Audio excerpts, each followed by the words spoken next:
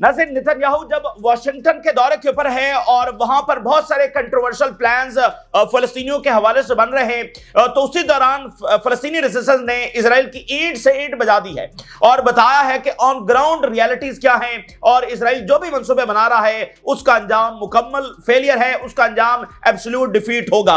नाज़रीन, फलस्तीनी रेजिस्टेंस ने हिला के रख दिया है इजराइल को, लिटरली हिला के रख दिया है। 20 इजरायली फौजियों को निशाना बनाया है। फलस्तीनी रेजिस्टेंस ने एक बहुत बड़ा घात लगाते हुए 20 इजरायली फौजियों को निशाना बनाया है। यह पिछले 8 दिनों के अंदर तीसरा सबसे बड़ा घात है। इससे पहले एक फलस्तीनी फाइटर ने 22 इजरायली फौजियों को निशाना बना के हिला के रख दिया था इजराइल को, और 57 कंट्रीज की जो आर्मीज हैं उनको भी एक मैसेज दिया था कि तुम जो बेहिसी और बेबसी करके बैठे हो तो इससे तुम डर रहे हो। एक फलस्तीनी फाइटर ने 22 इजरायली फौजियों को निशाना बनाया।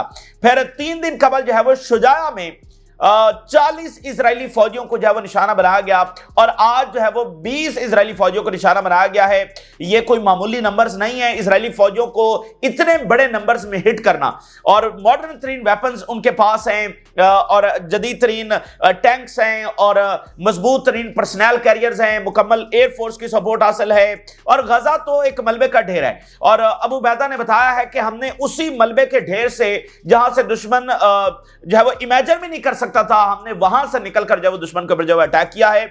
और इससे एक और बात भी नाज़रीन साबित हुई है, वो इस तरह से कि इजरायली जो जनरल्स हैं और उनके जो एक्सपर्ट्स हैं वो ये राय रखते हैं, और जो नेतन्याहू की जंग की मुखालफत कर रहे हैं वो ये राय रखते हैं कि अगर हमने फौज गजा में डिप्लॉय की, इसको जो हम ऑक्यूपाई करने की बात कर रहे हैं, अगर हमारी फौज वहां पर डिप्लॉय होगी तो फिर हमारे लॉसेस जारी रहेंगे, क्योंकि हमास तो खत्म नहीं हुई है। हमास फिर कहीं से निकल कर आएगी, वो हमला करेगी, हमारे फौजी जब वहां पर मरते रहेंगे और अल्टीमेटली जो है इन लॉसेस को बर्दाश्त ना करते हुए हमें वहां से जब विड्रॉ करना पड़ेगा।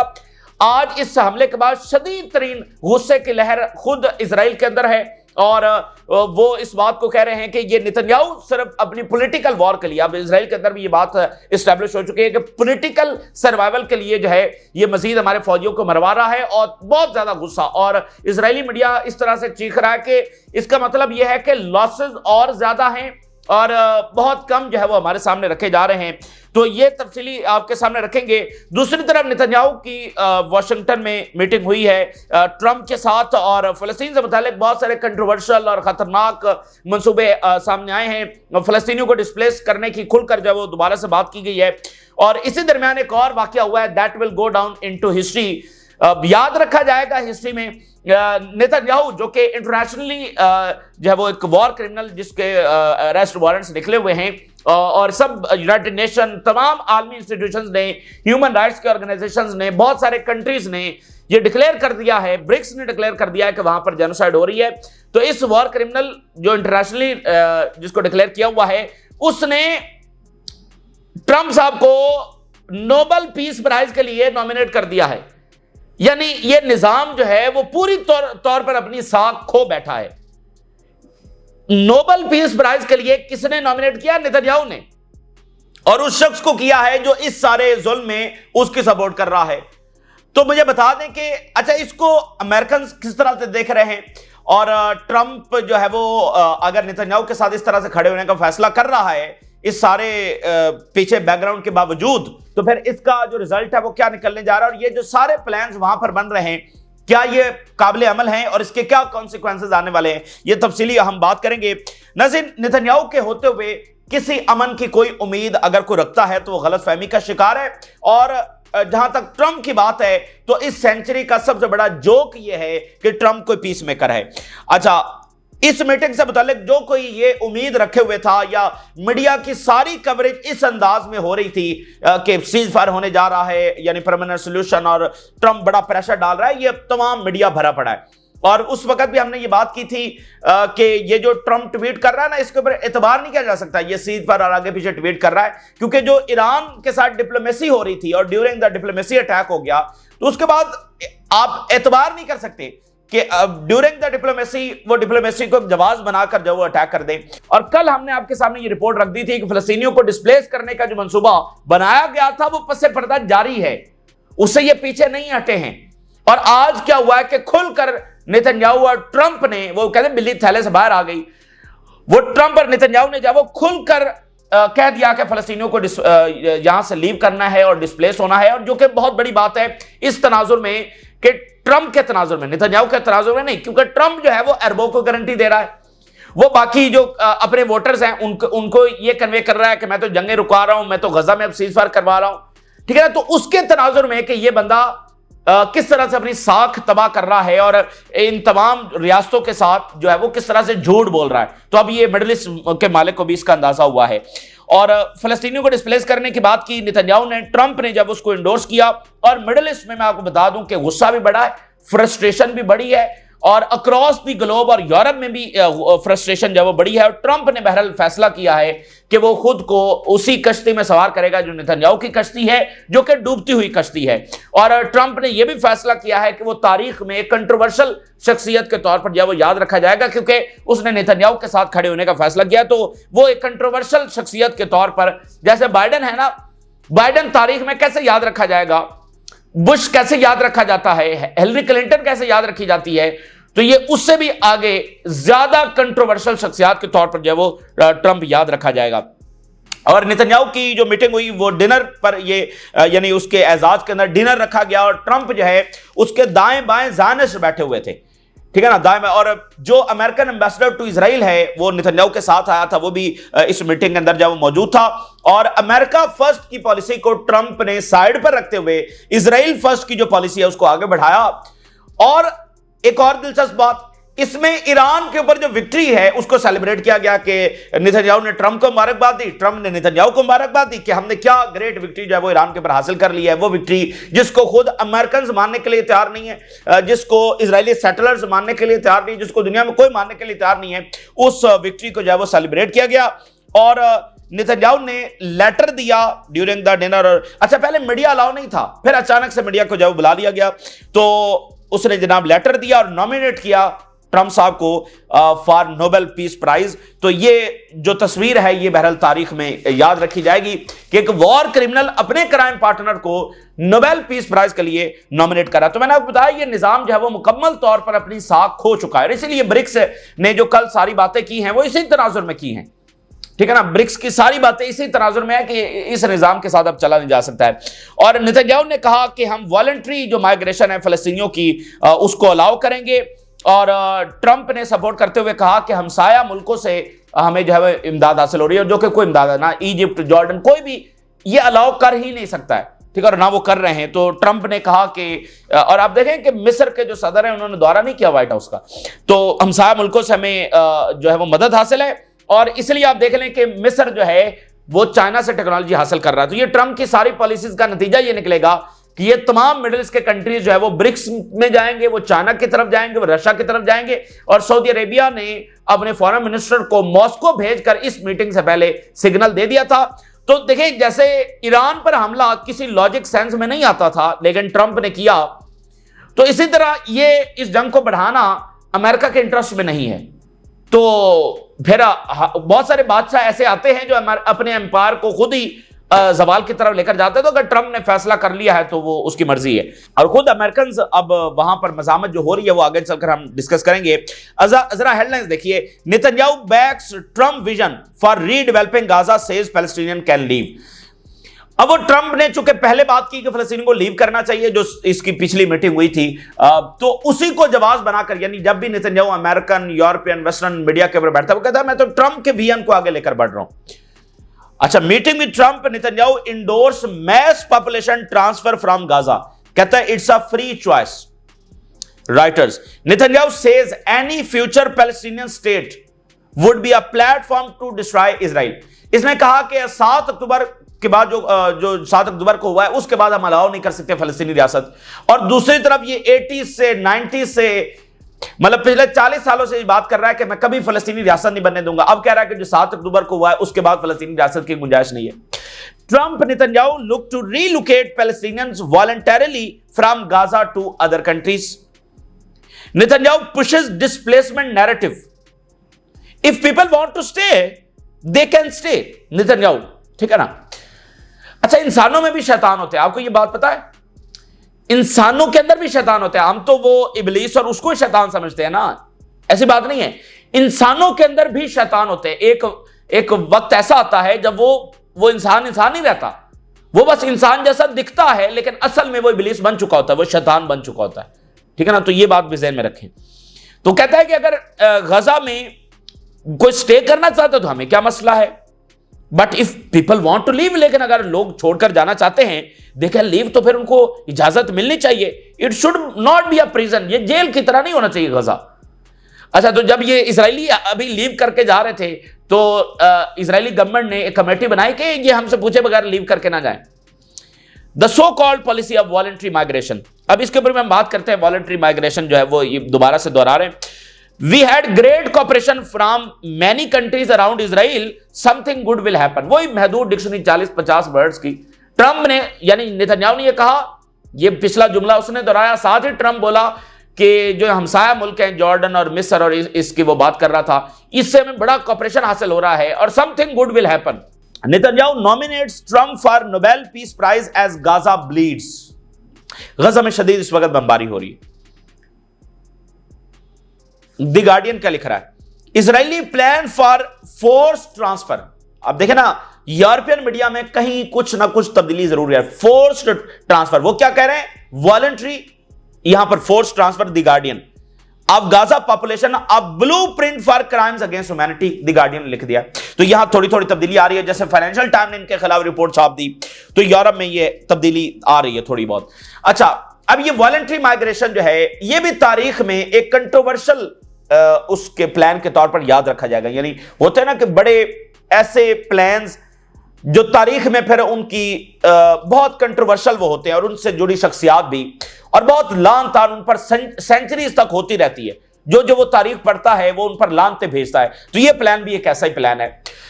अब वॉलंटरी माइग्रेशन, अपनी मर्जी से छोड़कर जाना, यानी you bomb, you invade, you kill people, you destroy their hospitals and health sectors and aid को रोक दो, पानी बंद कर दो, दवाइयां रोक दो, खाने में जहर मिला दो, जिंदगी से जुड़ी एक एक चीज जो है वो तबाह कर दो और उस एरिया को अनइनहेबिटेबल बना दो, नाकाबिले रिहायश बना दो और मुसलसल वहां पर बम गिर रहे हों, और फिर कहो कि अगर मर्जी से लोग जाना चाहते तो हम तो नहीं रोकेंगे, मर्जी से जाए। तो फिर जरा यही तजर्बा इजराइल में थोड़ी देर क्यों ना करके देख लिया जाए। ना, तो ये एक ऐसा कंट्रोवर्शियल प्लान है, एक ऐसी कंट्रोवर्शियल बात है कि तारीख में आने वाली सदियों तक लानते जो है वो पड़ती रहेंगी, ये मैं आपको बता दूं। और ये जब जुल्म हो रहा होता है ना, तो जालिम बहुत ताकतवर होता है, बहुत कॉन्फिडेंट होता है और वो बस अपने आप को खुदा समझ रहा होता है। लेकिन जब ऊपर से लाठी पड़ती है तो फिर सबकी अकल ठिकाने आती है। और मैं आपको बताऊं, आप तारीख उठाकर देखें, वही कौमें फिर उनको लान तान करती हैं और कहती हैं कि ये तो हमारे लिए अजाब खरीद कर गया है। ये होता है और ये होगा। अच्छा, तो अब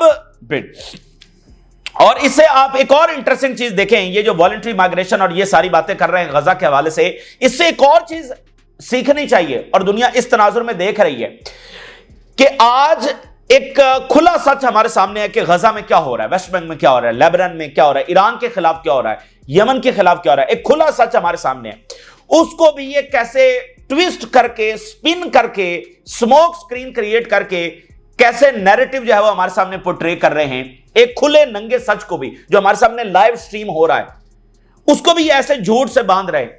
तो आप जरा नोट करें नाज़रीन, कितनी दिलचस्प बात है कि इन्होंने हिस्ट्री तो इन्होंने लिखी है ना, और भाई आपने और मैंने थोड़ी लिखी है, हिस्ट्री तो इन्होंने लिखी है। खासकर जो पिछले 500 साल की हिस्ट्री है वो इन्होंने लिखी है। तो इन्होंने हिस्ट्री में क्या क्या झूठ बोले होंगे जो हिस्ट्री पढ़ाई जाती है, और इन्होंने कजाफी के मुतालिक क्या झूठ बोले होंगे, सद्दाम हुसैन और बशार अल असद के खिलाफ क्या झूठ बोले होंगे, उनको कैसे पोर्ट्रे किया होगा, जो आज के दौर में ये इतना खुला सच जो है वो हमारे सामने ऐसे ये स्मोक स्क्रीन जो क्रिएट कर रहे हैं। पिछली सेंचुरीज में इन्होंने क्या कुछ बोला होगा। तो ये तो सब कुछ ही चैलेंज हो गया है, सब हर चीज की क्रेडिबिलिटी जो है वो डिस्ट्रॉय हो गई है। और मैं आपको बता दूं, दुनिया जो आगे चलेगी उसका मरकज गजा है। दुनिया की जो भी आगे पॉलिसी बननी है, जो अलायंसेस बनने हैं, जो जियो पॉलिटिक्स आगे निकलेगी और निकल रही है, वो गजा ही से निकल रही है। तो ये बात भी इस तनाजुर में बड़ी इंटरेस्टिंग है, इस पर गौर होना चाहिए। नेतन्याहू जो है वो जुमेरात तक अमेरिका में होगा और मुलाकातें होंगी, बाकी जो ज़ायनिस्ट हैं और आगे पीछे और सेनेटर्स और उनके साथ जब इसकी मुलाकातें होंगी और मुकम्मल लॉबिंग। और नेतन्याहू ये चाहता है कि इस मामले के एंड तक ये खींच जाए, कोई फैसला ना हो, क्योंकि फिर जो इजरायली पार्लियामेंट है वो भी रिसर्च पर चली जाएगी और फिर इसकी गवर्नमेंट जो है वो गिराई नहीं जा सकती। अच्छा, अब बात यह है कि यूरोप और मिडिल ईस्ट इसको किसी सूरत जो है वो अफोर्ड नहीं कर सकते, इसको बर्दाश्त नहीं कर सकते। यानी बॉटम लाइन यह है, यूरोप इसको अफोर्ड नहीं कर सकता, और यूरोप में अगर कोई गवर्नमेंट फैसला करेगी इजराइल के साथ खड़े होने की तो वो अपने पूरे कॉन्टिनेंट का नुकसान करेगी और अपने मुल्क का नुकसान करेगी। मिडिल ईस्ट इसको किसी सूरत जो है वो अफोर्ड नहीं कर सकता। मिडिल ईस्ट के पास इसके सिवा कोई ऑप्शन नहीं है कि वो इसको रिजेक्ट करेगा, वो इसको रेजिस्ट करेगा, क्योंकि ये वो चीज है जिसके पूरे मिडिल ईस्ट के रियासतों के ऊपर आने वाले हैं और इसके असरात ग्लोबली आने वाले हैं। टर्की के फॉरेन मिनिस्टर ने कल यही बात, इसके असरात जो है वो ग्लोबली आने वाले हैं विदाउट एनी डाउट। तो मिडिल ईस्ट को आगे बढ़ना है और अपनी सिक्योरिटी के लिए, अपने अमन और अपनी सलामती और अपने मफादात के लिए आगे बढ़ना है। अब मौका वहां पर आ गया है। अच्छा, ये ट्रंप इनसे झूठ बोल रहा था, मिडिल ईस्ट के मुल्कों को कुछ और बयान कर रहा था। अब आप इसके ट्वीट देखें, पिछले 3 दिनों के ट्वीट, और आज कह रहा है फलस्तीनी डिस्प्लेस होंगे। तो एक चीज है ना, वो दुनिया में चलती नहीं है, और वो है झूठ। आपको याद है कि सऊदी अरेबिया और बाइडेन के ताल्लुकात कितने कशीदा हो गए थे। ये जैसे भी मुल्क है ना, जब एक लेवल के ऊपर मामला पहुंच जाता है ना तो फिर वो ब्रेक लगा देते हैं वहां पर।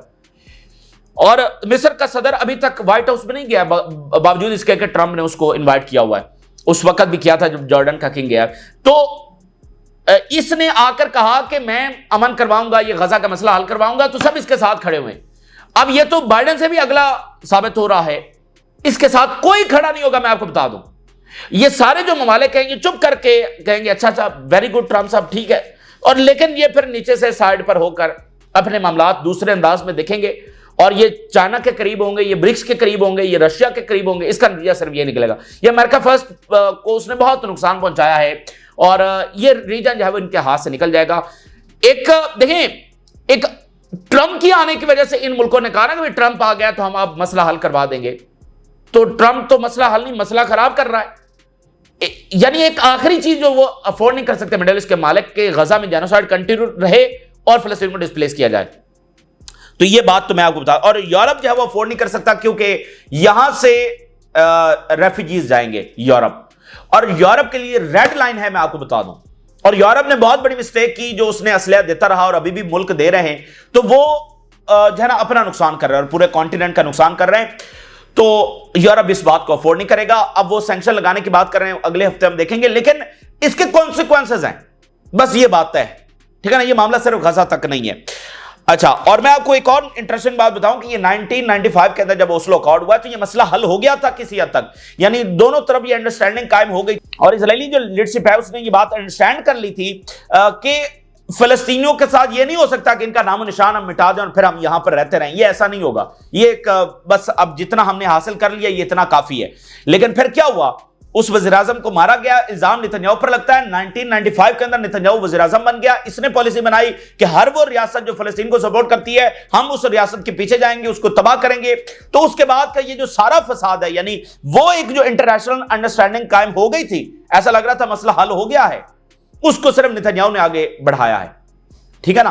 इजरायली लीडरशिप भी इस बात को समझ गई थी कि ये ऐसे नहीं चलेगा, इस रीजन में हम माइनॉरिटी में हैं और इनके ऊपर जुल्म ढाते रहे, उनका नाम निशान मिटा दें और फिर हम यहां पर रहते रहे, ऐसा नहीं होगा। तो नेतन्याहू ने एक एक्सट्रीमिस्ट आइडियोलॉजी के तहत इसको आगे बढ़ाया और बुक्स के अंदर, अरबों के बुक्स के अंदर इसको आगे बढ़ाया और ये कामयाब नहीं होगा और ये भी अपने अंजाम को पहुंचेगा। और इसराइलियों के लिए मैं आपको एक बात बता दूं, लामुतनाही कॉन्सिक्वेंसेस ये देकर जा रहा है। ये इसराइलियों को भी इस बारे में जो है वो सोचना है।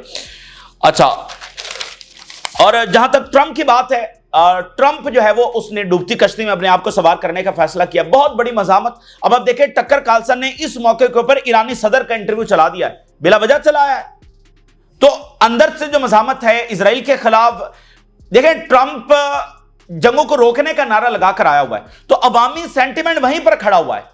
तो ये जो इलोन मस्क पार्टी लॉन्च कर रहा है, ये जो बाकी लोग हैं, ये उसी सेंटिमेंट को लेकर आगे बढ़ेंगे और ट्रंप जो है वो अपने मुल्क के अंदर वही बन जाएगा जैसे बाइडेन बन गया था। ये ट्रंप अपने मुल्क के अंदर वैसे ही बन जाएगा। और एप्स्टीन फाइल वाला मसला आजकल वो बहुत ज्यादा इस तरह के स्कैंडल्स हैं। और सबसे बड़ा, अब ट्रंप, इलोन मस्क ने ये जो 1 ट्रिलियन बजट है इसको क्रिटिसाइज किया कि आप तो जंगों रोकने का नारा लगाकर आए हैं और आप सोशल प्रोग्राम से पैसा निकालकर उसमें डाल रहे हैं डिफेंस में, तो इसका मकसद क्या, आप जंगें छेड़ना चाहते हैं। तो ये ट्रंप जो है ना, इसने बहरहाल एक इलॉजिकल फैसला किया और एक ज़ायनिस्ट चूंकि आगे पीछे हैं तो एक अंदरूनी मज़ामत जो है वो ट्रंप के खिलाफ बढ़ने जा रही है। और इंटरेस्टिंग बात नोट कर लें, इलोन मस्क जो है वो शुरू में गजा के हक में ट्वीट कर रहा था और इसने पॉडकास्ट में ये कहा था कि ये जो इजराइल कर रहा है ना, एक फलस्तीनी एक हमास को मारकर 10 हमास के लोग और पैदा कर रहा है, ये इलोन मस्क की बात है। और इलोन मस्क ने अमेरिकन बेसेस को अराउंड द ईरान उसको क्रिटिसाइज किया था कि ईरान के खिलाफ बयान बनता है, हालांकि अमेरिकन बेसेस ईरान के गिर्द क्यों बनाई गई हैं। तो बाद में फिर जो भी हुआ, तो अब उसने बनाई है पार्टी और ये मैं कुछ नैरेटिव जो अमेरिका में आगे बढ़ेगा वो यही है, जंगों का नैरेटिव जब वहां पर आगे बढ़ेगा। और यूरोप जो एक चीज अफोर्ड नहीं कर सकता वो ये रेफ्यूजीज हैं। ऑलरेडी यूरोप का बेड़ा गर्क हुआ पड़ा है, वो इन रेफ्यूजीज को अफोर्ड नहीं कर सकता। इवन इजरायली रीमाइग्रेट हो रहे हैं साइप्रस में, ग्रीस में, दोनों यूरोपीय यूनियन के मेंबर हैं। और अगर 10-12 दिन का एक और स्पेल हो गया ईरान और इजराइल के दरमियान तो 40-50 हजार बंदा और यहां से निकल जाएगा। तो ये एक बड़ा डिसाइडिंग टाइम दुनिया के लिए आ गया। और ये वेस्ट ने इजराइल का फितना यहां पर जो है ना खड़ा किया और अब उसी का रिजल्ट वो खुद देख रहे हैं। इसी इजराइल ने उनकी साख तबाह की है, इसी इजराइल ने उनकी इकोनॉमी तबाह की है, इसी इजराइल ने उनका इमेज तबाह किया है, इसी इजराइल की वजह से उनको माइग्रेशन भुगतना पड़ी है। जो आज यूरोप का असर है उसके जिम्मेदार सिर्फ और सिर्फ इजराइल है।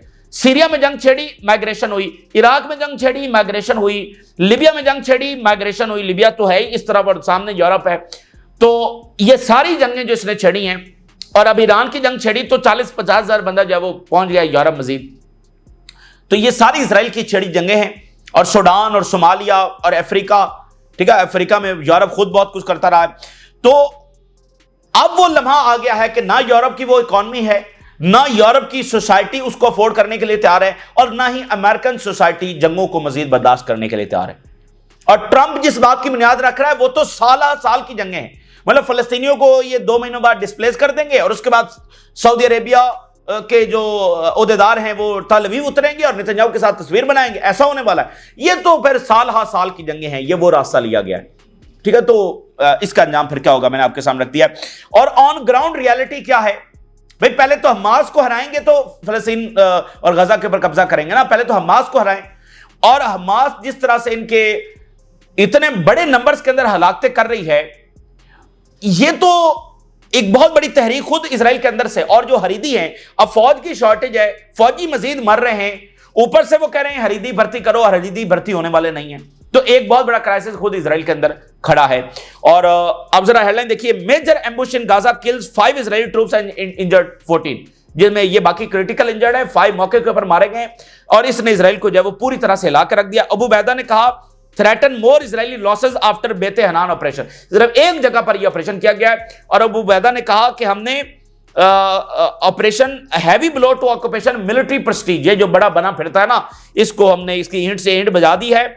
और फ्रॉम द वेरी र्यून्स, यानी वो जो तबाह हाल एरिया है वहां से निकलकर हमने ये अटैक किया। और हैवी लॉसेस हम इनको पहुंचाएंगे, डे बाय डे इनके लॉसेस बढ़ते चले जाएंगे। और इंटायर गाजा स्ट्रिप में ये हमारे ऑपरेशन जारी हैं। और अगली उन्होंने बात की कि अगली बार ये अपने फौजी भी यहां से उठा नहीं पाएंगे, उनको भी रेस्क्यू नहीं कर पाएंगे, वो भी हमारे कैप्टिव्स बनेंगे। और fighters alone set the term and map of the future course. तो ये हमास तो 6 महीने साल तो ये कम से कम लड़ ही सकती है। तो ग्राउंड रियलिटी तो ये है। तो वो बैठकर वहां पर प्लान बनाता रहे। अब वो टोनी ब्लेयर कल से जो है वो वजाहतें देता फिर रहा है कि मैं तो इसमें नहीं हूं। और आप देखें ना, एक और तारीख, जिसने गजा में जुल्म की हिमायत किया वो खुद इबरत का निशान बनाए, चाहे वो कोई लीडरशिप हो। अब इलोन मस्क भी तो गजा में ये स्पेशल इकोनॉमिक जोन और स्मार्ट जोन बना रहा था। इलोन मस्क और ट्रम्प ये दोनों मिलकर प्लान बना रहे थे, आज एक दूसरे के दुश्मन बने फिरते हैं। तो गजा में बच्चों को मारकर कोई कुछ हासिल करने वाला नहीं है। Israel on blast, Israeli media expose report in Gaza ambush.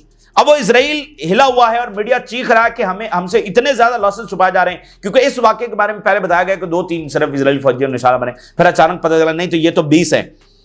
और Israel is facing mounting scrutiny and accusations of suppressing real time information, कि असल जो इंफॉर्मेशन है हमसे छुपाई जा रही है। Censorship to control public consciousness, सिर्फ पब्लिक ओपिनियन को और पब्लिक से चीजों को छुपाने के लिए, क्योंकि गुस्सा बढ़ेगा तो ये लॉसेस छुपाए जा रहे हैं। तो इजरायली मीडिया अब इस वाकये के बाद कह रहा है कि इसका मतलब यह है कि रियलिटी कुछ और है गजा में, जो लॉसेस हमें बताए जा रहे हैं उससे कहीं ज्यादा लॉसेस हैं। और फिर इन्होंने प्राइवेट आर्मीज तो वहां पर दाखिल कर रखी है। उनके जो लोग मरते हैं उनको ये पता नहीं कहां दफन करते हैं और कहां समंदर में फेंक देते हैं। और इंटेंशनली हाइडिंग, जानबूझकर इजरायली आर्मी छुपा रही है। इजरायली मीडिया कह रहा है the true number of casualty, जो असल तादाद में हलाकते हैं वो ये छुपा रहा है। Arguing that it is part of broader strategy, ये नेतन्याहू की ब्रॉडर स्ट्रेटजी है, engineering Israeli public consciousness, concealing human losses to preserve civil resilience amid continued warfare, ताकि अवामी ज्यादा मजामत ना हो।